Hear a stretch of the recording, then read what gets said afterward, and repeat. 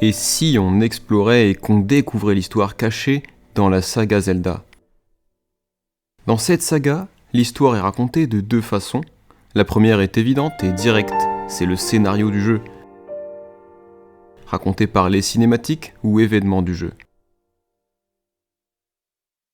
La seconde est beaucoup plus subtile, en revanche, c'est l'histoire qui est racontée indirectement par l'environnement, les ruines, certains dialogues, des éléments qui renferment des clins d'œil aux autres opus et des indications.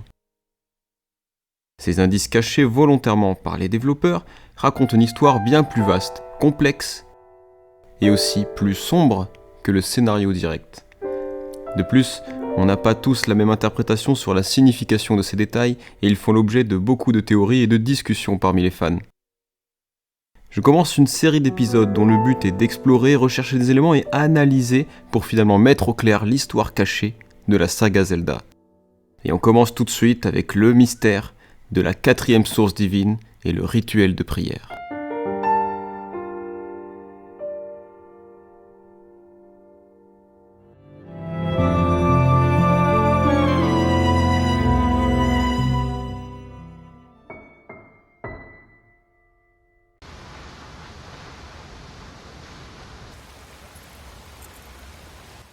Prayer will awaken my power to seal Ganon away. Or so I've been told all my life. I've prayed at the Spring of Courage and at the Spring of Power, yet neither awoke anything inside me.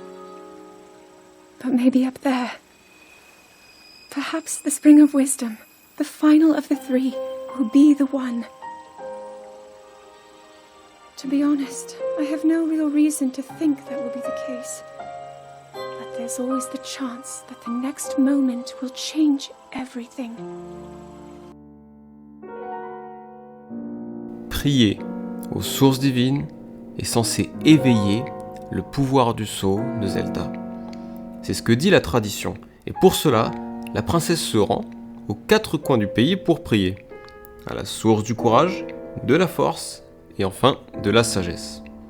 Au final, prier n'aidera pas Zelda à s'éveiller et c'est plus tard dans le jeu qu'elle y parvient autrement. Mais ce que Zelda ignore à ce moment-là, c'est qu'il existe une dernière source divine, une 4e source qu'on ne voit pas et personne dans Hyrule ne sait qu'elle existe à ce moment-là. Pour comprendre de quoi je parle, on va se rendre vers la montagne de la mort pour y trouver la source de la force. Cette source est très importante et va nous permettre de découvrir de nombreux mystères. Mais alors, qu'est-ce qu'elle a de si particulier ? Elle semble être au milieu de nulle part. Et sinon, c'est une source comme les autres, avec une statue de déesse et une quête secondaire.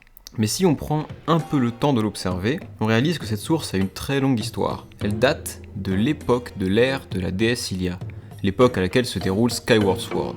À cette époque, elle se nommait la source de la Terre, et de nombreux éléments prouvent que c'est en effet la même source. Tout d'abord, elle se trouve au même endroit, derrière le volcan. Ensuite, on remarque vite les spécificités communes aux deux sources. Il y a d'abord ce tunnel qui passe sous la roche pour nous mener à la source. Les piliers sont cassés au même endroit dans les deux jeux, avec bien sûr une plus forte dégradation dans Breath of the Wild, se passe beaucoup plus tard. On reconnaît également l'autel principal devant la statue. Les symboles et les motifs sont les mêmes, et enfin on reconnaît cet arrière-plan avec les cascades sortant de la roche. La source de la Terre dans Skyward Sword et la source de la Force dans Breath of the Wild sont la même source. Skyward Sword est le premier opus de la saga, et Breath of the Wild est le dernier. Mais on reconnaît bien ce même procédé de prière. Dans Skyward Sword, Zelda prie aux sources pour retrouver la mémoire de la déesse Hylia dont elle est la réincarnation. Et c'est de là que vient la tradition qui dit que prier aux sources permet d'éveiller le pouvoir du sceau, qui est en fait le pouvoir d'Hylia, puisque toutes les Zelda sont les descendantes de la réincarnation d'Hylia. Et c'est aussi le cas de Zelda dans Breath of the Wild, et c'est pourquoi elle prie, dans le but de se reconnecter avec son rôle de réincarnation de la déesse et d'éveiller ses pouvoirs. The voices from the spirit realm. And Mother said her own power would develop within me. But I don't hear or feel anything. La source de la Terre ou la source de la force. En fait, c'est la même chose, c'est le même nom. Dans la saga, la Terre et la Force sont très liés. Din, c'était la déesse de la Force, représentée par la Triforce de la Force. Et c'est à elle qu'on doit la Terre d'après la religion d'Hyrule. On peut apercevoir son symbole assez souvent dans les jeux Zelda, et il représente toujours la Force ou la Terre. Ça fait suffisamment d'éléments pour comprendre qu'on a devant nous une source qui a des milliers d'années, et c'est un endroit important dans Skyward Sword. On peut alors se questionner sur les alentours de la source. Dans Skyward Sword, il fallait passer par le temple de la Terre pour accéder à la source. Mais maintenant, il ne reste plus rien autour. La salle du boss et le temple entier a été complètement anéanti, et la source n'est plus que le vestige de ce qu'elle était autrefois.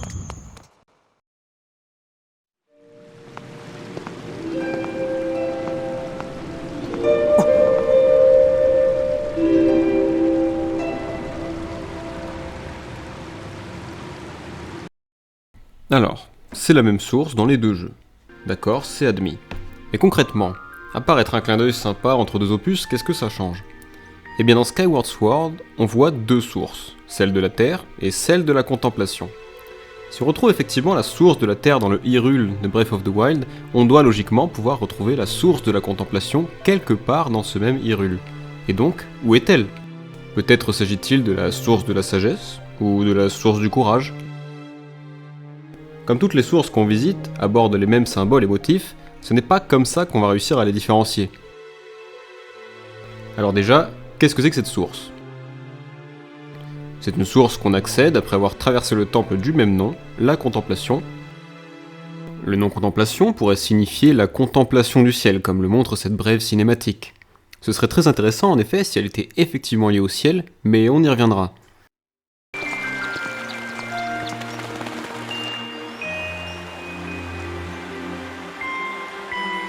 En tout cas, en analysant l'arrière-plan, on peut très vite se rendre compte que déjà, il ne s'agit pas de la source de la sagesse, qui possédait un arrière-plan en pic de montagne enneigée, probablement dû à l'altitude.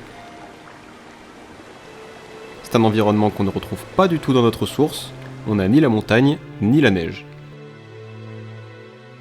Si ce n'est pas la source de la sagesse, c'est peut-être celle du courage. C'est peut-être plus logique, puisqu'elle se trouve dans la forêt de Firon également. Cependant, il faut se méfier.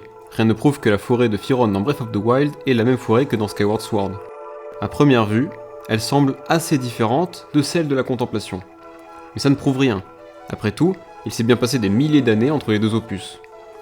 Le problème avec cette source, c'est qu'elle est complètement en ruine, et en plus, il y a eu des constructions qui ont été réalisées par-dessus, notamment une grosse tête de dragon, faite par le peuple Sono.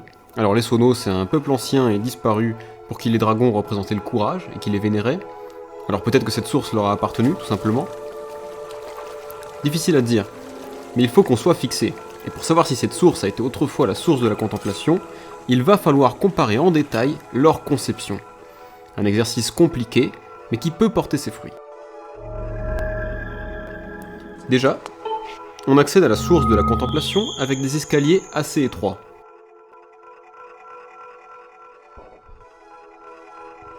Dans celle du courage, on a des escaliers qui semblent plus courts et plus larges. Mais bon, il pourrait s'agir de constructions qui ont été réalisées ultérieurement. L'entrée est complètement différente. C'est très visible, mais ça aussi, ça peut venir d'une dégradation temporelle.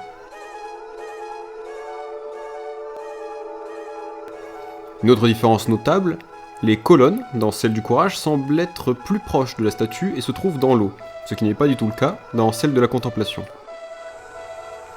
Mais la différence la plus évidente, en mon sens, c'est les escaliers qui permettent d'accéder à l'autel principal. Une bonne quinzaine de marches dans la source de la Contemplation contre seulement 2 marches dans celle du courage. Une différence de conception qui prouve que la source du courage n'a jamais été la source de la Contemplation non plus. D'ailleurs, la source du courage est la seule source conçue de cette manière, puisque les autres sources avaient effectivement toutes une quinzaine de marches, la contemplation, la sagesse et la force. Comme la source de la contemplation ne correspond ni à celle de la sagesse, ni à celle du courage, on a suffisamment de preuves pour affirmer qu'il s'agit d'une 4e source. Une source cachée dans Hyrule, peut-être encore présente, en ruine, peut-être enfouie, ou encore complètement éradiquée. une source qui semble liée au ciel comme le suggère le terme contemplation. Mais c'est bien une source à part entière.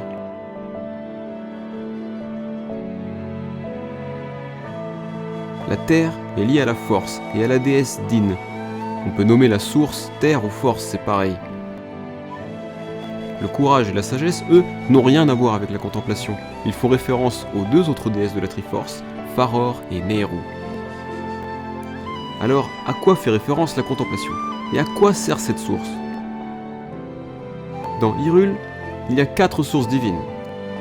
Le courage, la sagesse, la force et enfin, la source de la contemplation. Mais cette source, où est-elle maintenant et aussi dans quel état? Si on remonte à l'époque de la déesse Hylia, on nous dit que la toute première Zelda de l'histoire priait aux sources pour retrouver la mémoire de la déesse. Étant sa réincarnation mortelle, ce procédé de prière était capital pour que Zelda reprenne le flambeau de la déesse et puisse sceller l'avatar du néant. Mais à cette époque, on ne voit ni la source de la sagesse, ni celle du courage, qui pourtant existait à ce moment-là. On ne sait pas si Zelda s'est rendue à ces sources entre-temps parce que ce n'est jamais montré. Mais ce qui semble clairement indiquer, c'est que la source de la contemplation est la première source vers laquelle se rend Zelda pour prier. Il semble probable que prier à cette source soit capital, pire encore, et s'il y avait un procédé et un ordre particulier pour prier, et qu'elle devait prier là-bas en premier pour que ça marche.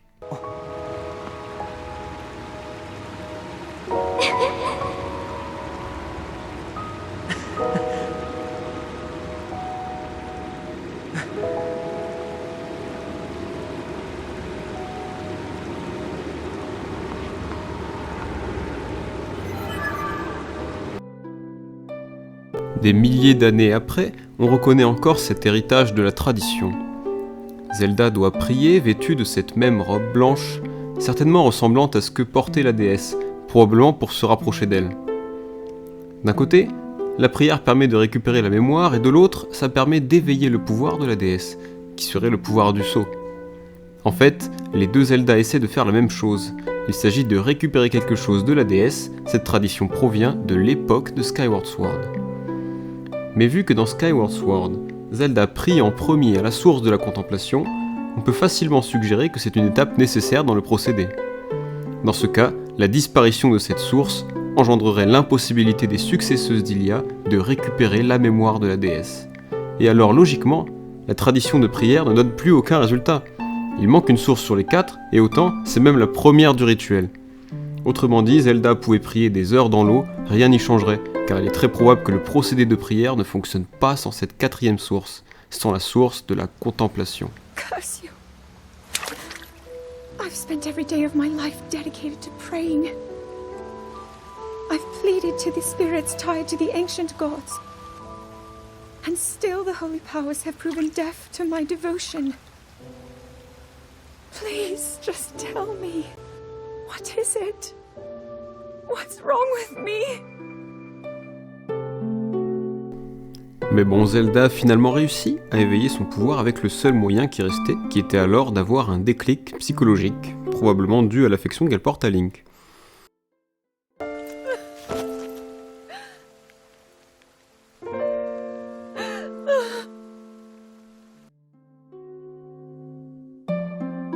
Le lien avec la déesse est alors fait spirituellement sans passer par le rituel des sources.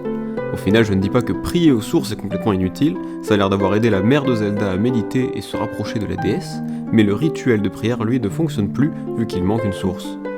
Là où la première Zelda de l'histoire avait réussi du premier coup, à la première prière, notre Zelda dans Breath of the Wild n'est pas moins talentueuse, c'est juste qu'elle ne prie pas dans le bon ordre. It's unfortunate. She's put in more than enough time.